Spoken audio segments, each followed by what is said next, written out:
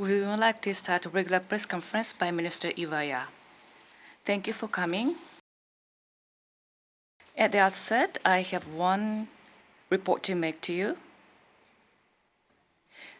Yesterday, the 2nd of June until today, on the occasion of Norwegian National Day at Expo 2025 Osaka Kansai, Foreign Minister Eide of Norway is visiting Japan. After this meeting, I am going to meet with Minister Eide.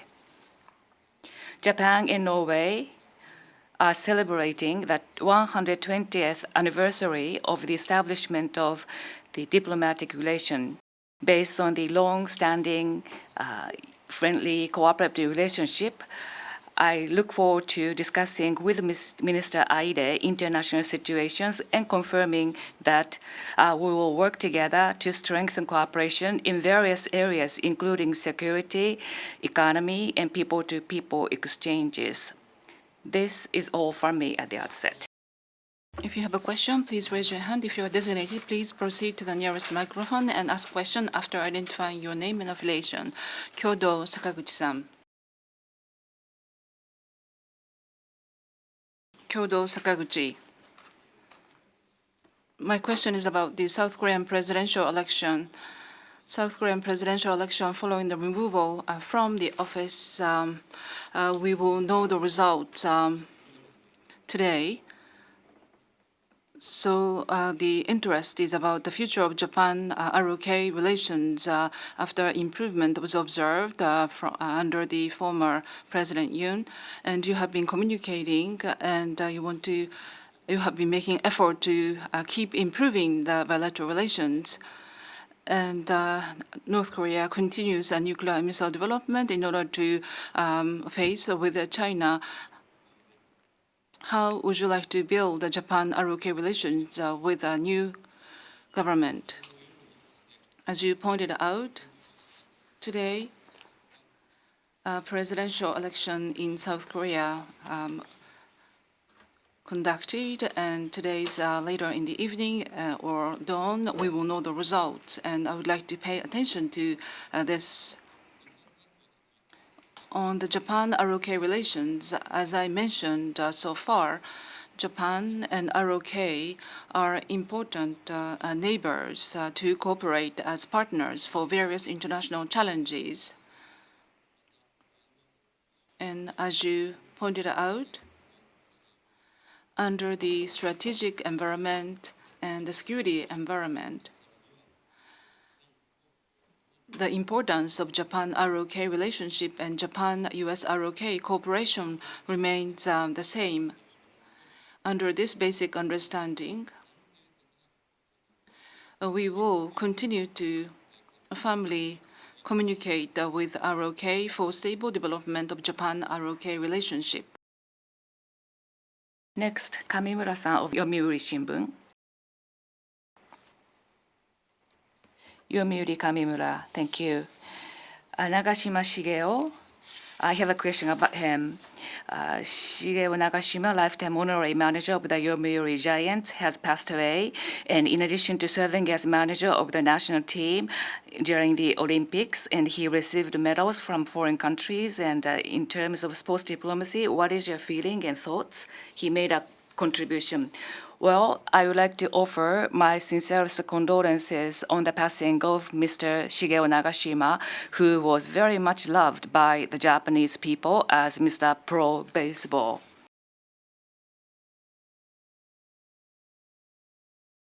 And personally speaking, I am very saddened by his passing. The people of my generation, when we were a child, always were watching Mr. Nagashima play baseball on TV, in addition to Mr. O as well. And O and pair contributed to a lot of home runs. And when I was a child, I was playing baseball when I was a child too. So I was very much enjoying watching his baseball. Mr. Nagashima had a successful career in professional baseball. In addition to that, as you mentioned just now, as a manager of the Japanese baseball national team, he led the team to compete in the 18 Olympics in 2004, and also he was an executive advisor of the Japan Olympic Committee. In that capacity, he actively contributed to the development of Japanese sports community abroad too. Also, abroad, he was involved in the nurturing of baseball players. In 2012, he received a Medal of Friendship of Cuba. His contribution was highly appreciated by international community as well. So through baseball and sports, he made a tremendous contribution to building a good relationship with various countries in the world.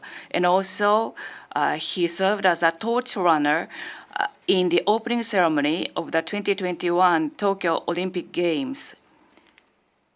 He inspired a lot Japanese people and people in the world. I pay respect to Mr. Nagashima's great contribution over many years through sports. And once again, I would like to offer my heartfelt condolences. And I pray that he rest in peace. Next question, Asahi Newspaper, Kato-san. Asahi Kato. My question is about the Secretary of Defense Hex's statement at the Shangri-La Security Dialogue. U.S. Defense Secretary Hexes presented a coherent security policy for the Indo-Pacific region for the first time as the second Trump administration and positioned the region as a priority theater. He also called for an increase in defense spending by Asian allies. How do you perceive this series of statements by Secretary of the Defense Hexes and the impact on Japan's security policy, as it was a venue for the defense ministers' meeting? As to the speech by Secretary Hexes at the Shangri-La Dialogue, I would like to refrain from mentioning on each and every part of his statement. However, looking at the overall impression, it shows the U.S. commitment to Indo-Pacific. Therefore, Japan takes it positively. Having said that,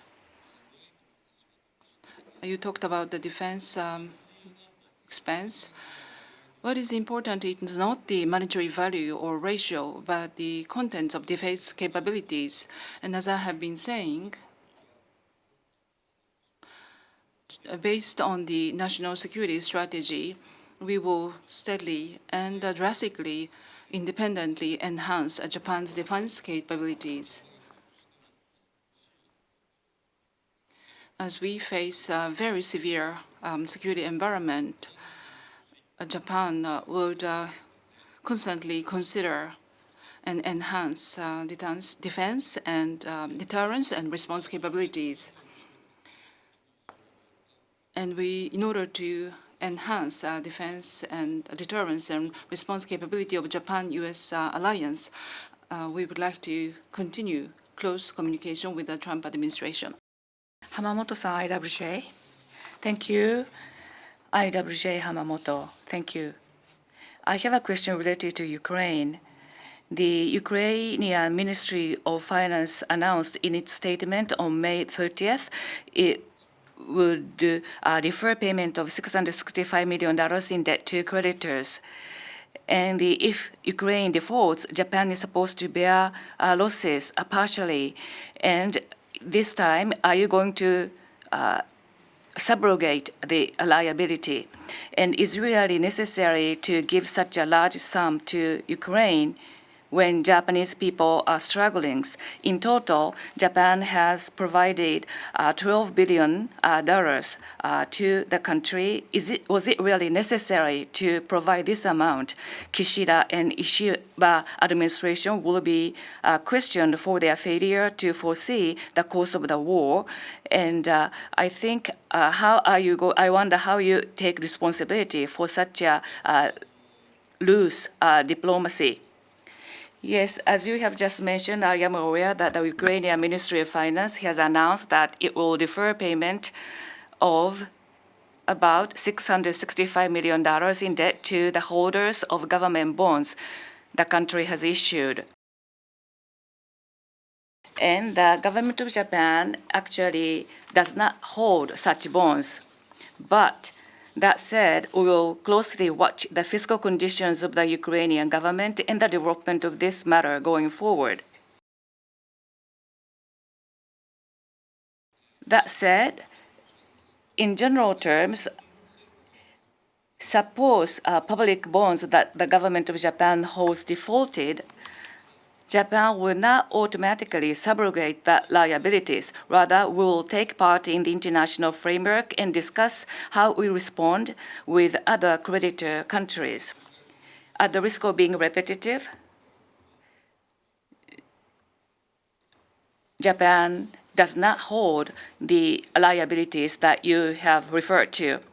And also, regarding how we respond to Russia's aggression against Ukraine, as we have been saying many times, Japan does not tolerate the unilateral attempt to change the status quo by force or coercion by any country. With that strong sense of urgency, we have been providing assistance, and we do not change that way of thinking going forward. In the area of humanitarian finance, recovery and reconstruction, as you mentioned, we have pledged and implementing steadily the total amount exceeding $12 billion. And Japan will coordinate closely with the international community, including G7, so that Ukraine will be able to achieve a just and lasting peace. Yomiuri Kamimura-san. Yomiuri Kamimura. So the killing of Japanese nationals in Dalian, China, in the late May, 2 Japanese were killed in Dalian. As the MOFA, what is the fact do you know, and could you tell us the response? So a Japanese Consulate General in Shenyang received a report from the Chinese Public Safety Authority on in the Liaoning province, saying that on May 23rd, 2 Japanese nationals were killed in Dalian city, and the suspect was already detained, and the report came on May 25th. The Public Safety Authority explained to us that the cause of the incident was the business troubles among the acquaintances.